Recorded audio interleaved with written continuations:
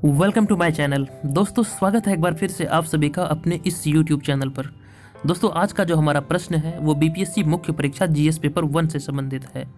इस सीरीज का ये 17वां प्रश्न है आधुनिक भारत के निर्माण में नेहरू जी की भूमिका की समीक्षा कीजिए। दोस्तों, ये प्रश्न बीपीएससी मुख्य परीक्षा में काफ़ी बार रिपीट हुआ है। ये प्रश्न आपके लिए काफ़ी महत्वपूर्ण है अगर आप बीपीएससी मुख्य परीक्षा की तैयारी करते हैं। एक बार मैं आपसे फिर से कहता हूँ कि आप सारे प्रश्नों का नोट्स जरूर तैयार करें। उससे ये होगा कि आने वाले दिनों में आपको उससे काफ़ी सहायता मिलेगी। और फिर दोस्तों, अगर आपको ये वीडियो पसंद आता है तो प्लीज़ आपसे रिक्वेस्ट है कि आप इस वीडियो को लाइक करें, शेयर करें, और अगर अभी तक आपने मेरे चैनल को सब्सक्राइब नहीं किया तो प्लीज़ चैनल को भी सब्सक्राइब कर लें। दोस्तों, इसके अतिरिक्त अगर आपको इस वीडियो का PDF फाइल चाहिए तो आप मेरे टेलीग्राम चैनल को ज्वाइन करें। टेलीग्राम चैनल का लिंक आपको इस वीडियो के डिस्क्रिप्शन में मिल जाएगा। आप उस पर क्लिक करके मेरे चैनल से जुड़ सकते हैं। आपको सारा PDF एक साथ वहीं मिलता है, तो आप उसके जरिए वहाँ से नोट्स तैयार कर सकते हैं। तो चलिए शुरू करते हैं। दोस्तों, इस प्रश्न का आंसर इस प्रकार से लिखा जा सकता है। भारत के आधुनिकीकरण में नेहरू जी की उल्लेखनीय भूमिका रही है। उन्होंने राष्ट्रीय जीवन के विविध आयामों में आधुनिकीकरण का सूत्रपात किया। किसी समाज व देश के आधुनिकीकरण का आधार विज्ञान एवं प्रौद्योगिकी होता है। इस तथ्य को ध्यान में रखते हुए नेहरू जी ने 1951 में विज्ञान एवं प्रौद्योगिकी मंत्रालय का गठन किया था, और ऐसा करने वाला भारत विश्व का पहला देश था। सन 1962 में लाल बहादुर शास्त्री की अध्यक्षता में एक भारतीय संसदीय तथा वैज्ञानिक समिति की स्थापना की गई, जिसका मुख्य उद्देश्य वैज्ञानिक उपलब्धियों एवं भविष्य हेतु दिशा निर्देश के साथ संसद को भी विज्ञान के उत्थान में प्रभावी ढंग से संलग्न करना था। इसे ध्यान में रखते हुए 4 मार्च 1958 को संसद में एक राष्ट्रीय विज्ञान नीति का प्रस्ताव पारित किया गया। इस प्रकार नेहरू जी ने विज्ञान एवं प्रौद्योगिकी के क्षेत्र में भारत के विकास की आधारशिला रखी।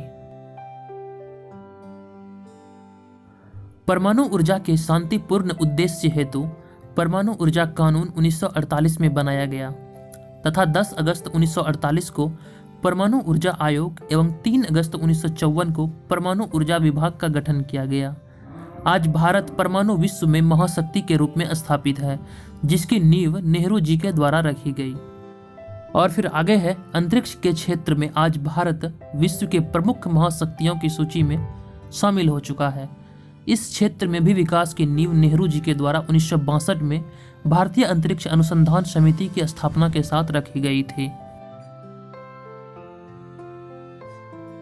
राजनीतिक क्षेत्र में आधुनिक धर्मनिरपेक्ष, लोकतांत्रिक एवं संसदीय राजनीति को पोषण एवं प्रोत्साहन देकर मजबूत करना नेहरू जी की महत्वपूर्ण देन है। आज़ादी से पूर्व सामंतवादी, राजशाही, साम्राज्यवादी गठजोड़ पर आधारित राज्य व्यवस्था का वर्चस्व था। इसकी जगह संसदीय लोकतंत्र एवं लोकतांत्रिक समाजवाद को स्थापित किया गया। नेहरू जी ने संसदीय लोकतंत्र का सुचारू ढंग से संचालन किया।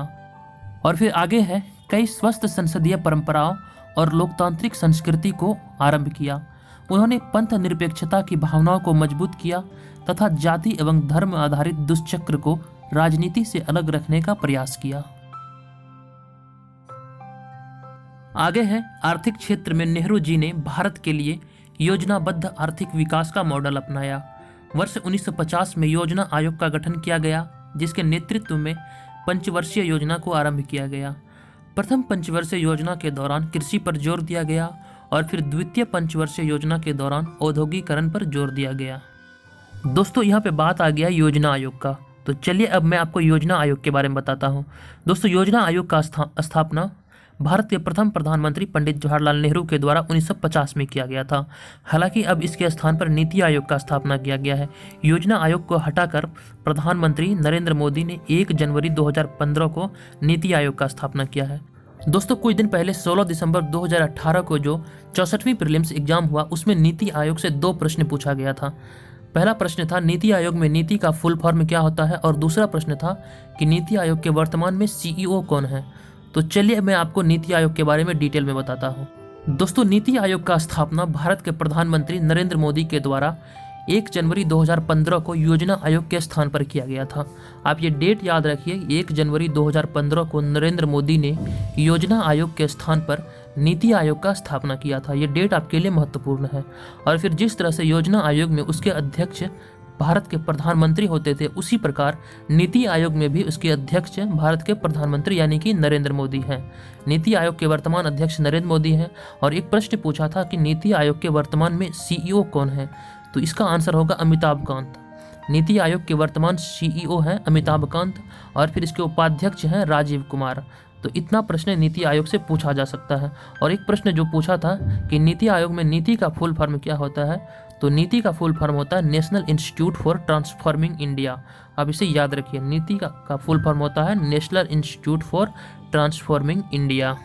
आगे है, आज की कई महारत्न कंपनियों की नींव नेहरू जी के प्रधानमंत्रित्व काल में ही रखी गई थी। नेहरू जी के द्वारा कई बहुउद्देशीय नदी घाटी परियोजना की शुरुआत की गई, जैसे दामोदर घाटी परियोजना, कोसी परियोजना आदि। इन परियोजनाओं की भारत के विकास में महत्वपूर्ण भूमिका रही है और इसके अलावे लघु उद्योग और कुटीर उद्योग को भी समुचित प्रोत्साहन दिया गया। सामाजिक सांस्कृतिक क्षेत्र में आधुनिक वैज्ञानिक धर्मनिरपेक्ष शिक्षा पर जोर देकर आधुनिकीकरण को प्रोत्साहन दिया गया। विदेश नीति के क्षेत्र में नेहरू जी का योगदान उल्लेखनीय रहा। वे गुटनिरपेक्षता के वास्तुकार थे एवं पंचशील के प्रतिपादक थे।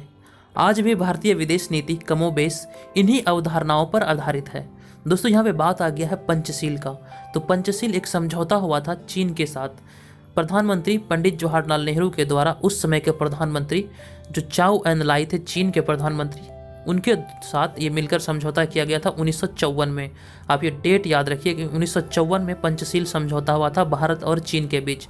और भारत के प्रधानमंत्री थे पंडित जवाहरलाल नेहरू और चीन के प्रधानमंत्री थे चाउ एन लाई। तो दोनों के बीच ये समझौता हुआ था 1954 में, जिसे कि पंचशील समझौता के नाम से जाना जाता है।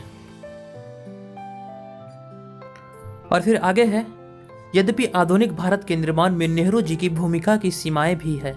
जैसे पहला है राजनीति में जाति एवं धर्म के प्रयोग को रोक न पाना, दूसरा है कश्मीर समस्या, और फिर तीसरा है चीन के साथ हुए युद्ध में भारत की कमजोर स्थिति, और फिर आगे है योजनाबद्ध विकास मॉडल का 1991 तक अप्रासंगिक हो जाना, और फिर नेक्स्ट है समान नागरिक संहिता पर अस्पष्टता।